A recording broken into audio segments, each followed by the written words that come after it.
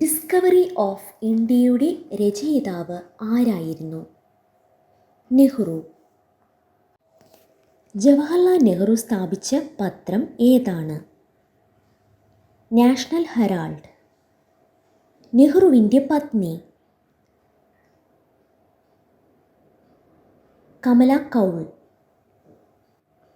നെഹ്റുവിൻ്റെ മാതാവിൻ്റെ പേര് എന്തായിരുന്നു?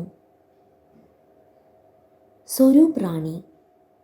അധ്വാനമാണ് ജീവിതം, ജീവിതമാണ് അധ്വാനം. ഇത് ആരുടെ വാക്കുകളാണ്?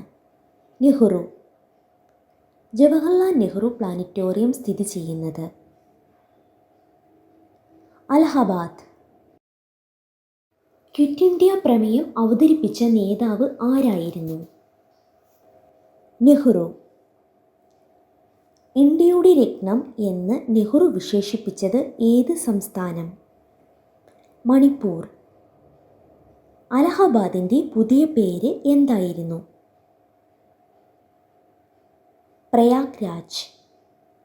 നെഹ്റുവിനെ കുട്ടികൾ സ്നേഹത്തോടെ വിളിച്ചിരുന്നത് ചാച്ചാജി.